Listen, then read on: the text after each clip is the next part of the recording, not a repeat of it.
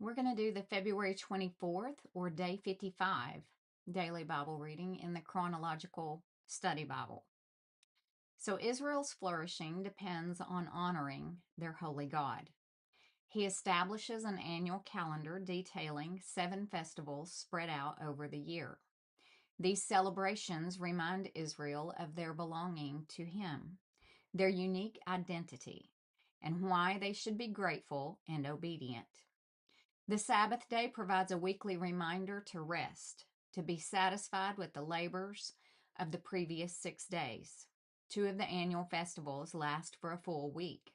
3 festivals require all the men of Israel together. God also establishes a Sabbath year, giving the land rest every 7th year. Then every 50th year, the land would again have a rest. All debts would be retired, and the people would celebrate. Each of these designated celebrations calls for gratitude and spurs continued faith in God because of God's faithfulness in meeting the people's needs. Such faith characterizes a healthy and holy people. So we're going to study the appointed festivals beginning in Leviticus chapter 23, verse 1. The Lord said to Moses, "Give the following instructions to the people of Israel. These are the Lord's appointed festivals, which you are to proclaim as official days for holy assembly. You have 6 days each week for your ordinary work, but the 7th day is a Sabbath day of complete rest, an official day for holy assembly. It is the Lord's Sabbath day, and it must be observed wherever you live. In addition to the Sabbath, these are the Lord's appointed festivals, the official days for holy assembly that are to be celebrated at their proper times each year. The Lord's Passover begins at sundown on the 14th day of the first month. On the next day, the 15th day of the month, you must begin celebrating the festival of unleavened bread. This festival to the Lord continues for 7 days, and during that time the bread you eat must be made without yeast. On the first day of the festival, all the people must stop their ordinary work and observe an official day for holy assembly. For 7 days you must present special gifts to the Lord. On the 7th day, the people must again stop all their ordinary work to observe an official day for holy assembly. Then the Lord said to Moses, "Give the following instructions to the people of Israel. When you enter the land I am giving you, and you harvest its first crops, bring the priest a bundle of grain from the first cutting of your grain harvest. On the day after the Sabbath, the priest will lift it up before the Lord so it may be accepted on your behalf. On that same day, you must sacrifice a 1-year-old male lamb with no defects as a burnt offering to the Lord. With it, you must present a grain offering consisting of 4 quarts of choice flour moistened with olive oil. It will be a special gift, a pleasing aroma to the Lord. You must also offer 1 quart of wine as a liquid offering. Do not eat any bread or roasted grain or fresh kernels on that day until you bring this offering to your God. This is a permanent law for you, and it must be observed from generation to generation wherever you live." The Festival of Harvest. From the day after the Sabbath, the day you bring the bundle of grain to be lifted up as a special offering, count off 7 full weeks. Keep counting until the day after the 7th Sabbath, 50 days later. Then present an offering of new grain to the Lord.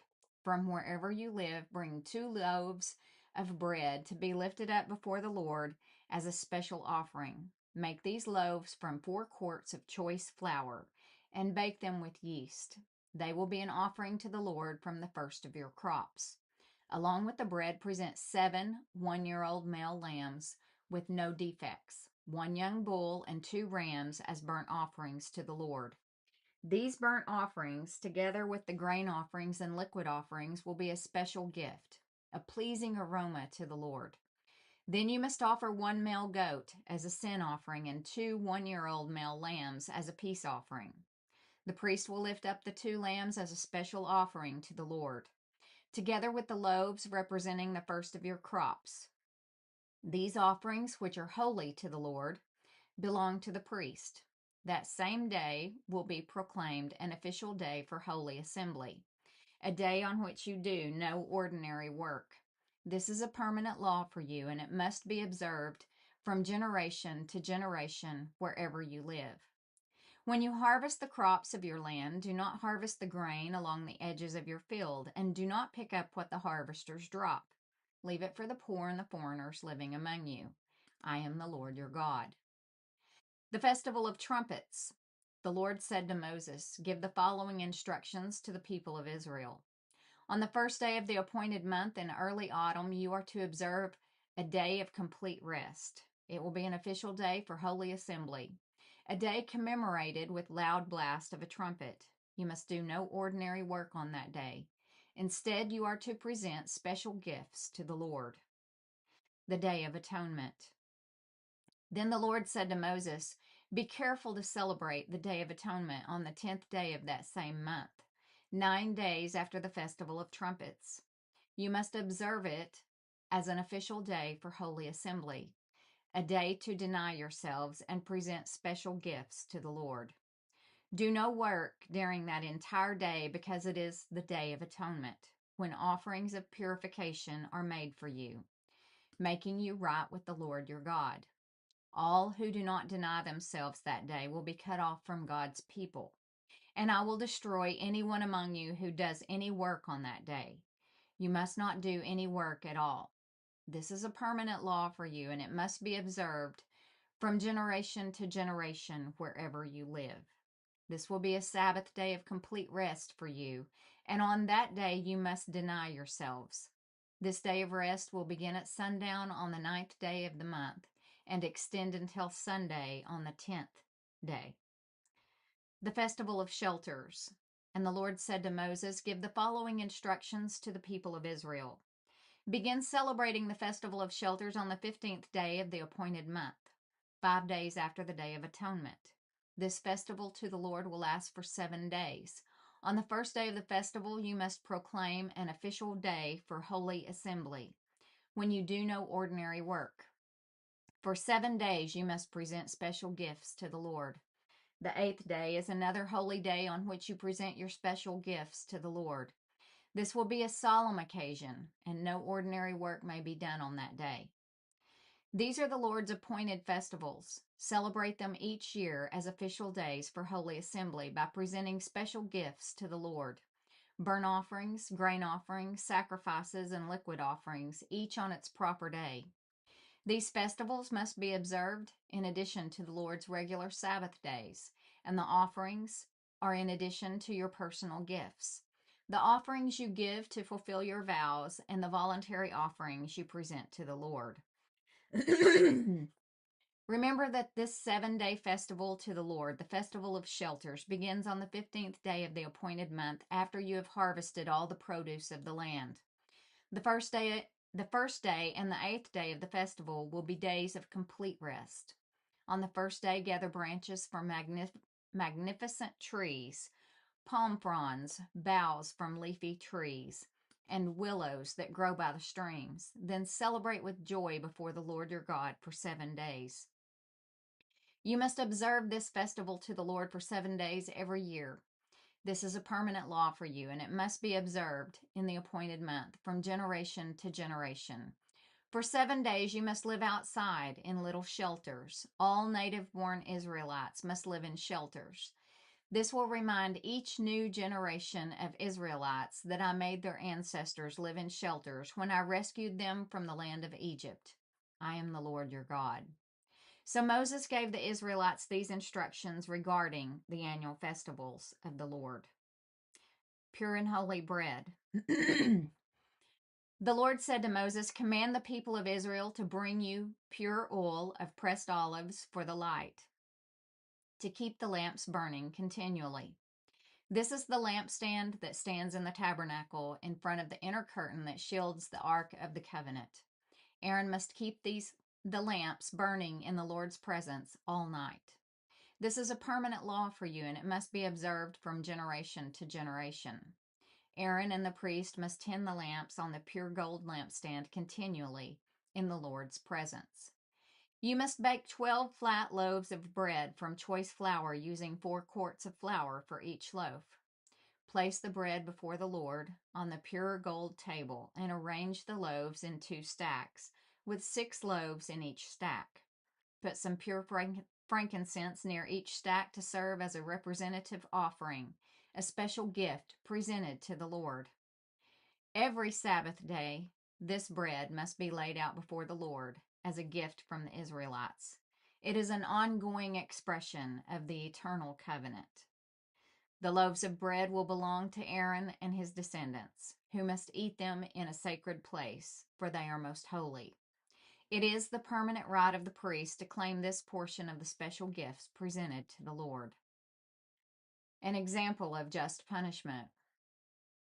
One day, a man who had an Israelite mother and an Egyptian father came out of his tent and got into a fight with one of the Israelite men. During the fight, this son of an Israelite woman blasphemed the name of the Lord with a curse. So the man was brought to Moses for judgment. His mother was Shelemith, the daughter of Dibri of the tribe of Dan. They kept the man in custody until the Lord's will in the matter should become clear to them. Then the Lord said to Moses, "Take the blasphemer outside the camp and tell all those who heard the curse to lay their hands on his head. Then let the entire community stone him to death. Say to the people of Israel, those who curse their God will be punished for their sin. Anyone who blasphemes the name of the Lord must be stoned to death by the whole community of Israel. Any native-born Israelite or foreigner among you who blasphemes the name of the Lord must be put to death. Anyone who takes another person's life must be put to death. Anyone who kills another person's animal must pay for it in full, a live animal for the animal that was killed. Anyone who injures another person must be dealt with according to the injury inflicted. A fracture for a fracture, an eye for an eye, a tooth for a tooth. Whatever anyone does to injure another person must be paid back in kind. Whoever kills an animal must pay for it in full, but whoever kills another person must be put to death. This same standard applies both to native-born Israelites and to the foreigners living among you. I am the Lord your God." After Moses gave all these instructions to the Israelites, they took the blasphemer outside the camp and stoned him to death. The Israelites did just as the Lord had commanded Moses. The Sabbath year. While Moses was on Mount Sinai, the Lord said to him, "Give the following instructions to the people of Israel. When you have entered the land I am giving you, the land itself must observe a Sabbath rest before the Lord every 7th year. For 6 years you may plant your fields and prune your vineyards and harvest your crops. But during the 7th year, the land must have a Sabbath year of complete rest. It is the Lord's Sabbath. Do not plant your fields or prune your vineyards during that year. And don't store away the crops that grow on their own or gather the grapes from your unpruned vines. The land must have a year of complete rest. But you may eat whatever the land produces on its own during its Sabbath. This applies to you, your male and female servants, your hired workers, and the temporary residents who live with you. Your livestock and the wild animals in your land will also be allowed to eat what the land produces." The year of Jubilee.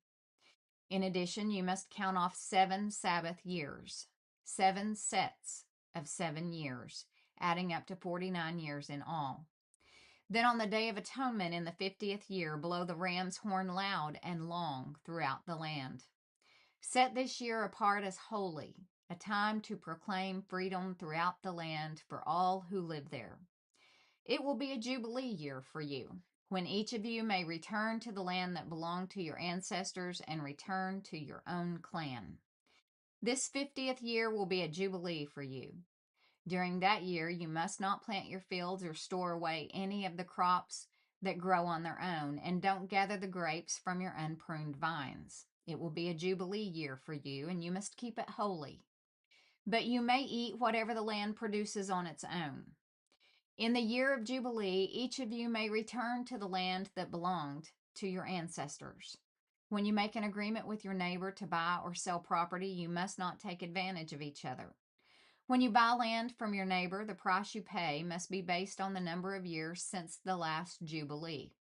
The seller must set the price by taking into account the number of years remaining until the next year of Jubilee. The more years until the next Jubilee, the higher the price. The fewer years, the lower the price. After all, the person selling the land is actually selling you a certain number of harvests. Show your fear of God by not taking advantage of each other. I am the Lord your God. If you want to live securely in the land, follow my decrees and obey my regulations. That hasn't changed. If you want to live securely in the land, follow my decrees and obey my regulations. Then the land will yield large crops, and you will eat your fill and live securely in it. But you might ask, what will we eat during the 7th year, since we are not allowed to plant or harvest crops that year? Be assured that I will send my blessing for you in the 6th year, so the land will produce a crop large enough for 3 years. When you plant your fields in the 8th year, you will still be eating from the large crop of the 6th year. In fact, you will still be eating from that large crop when the new crop is harvested in the 9th year. The land must never be sold on a permanent basis, for the land belongs to me. You are only foreigners and tenant farmers working for me.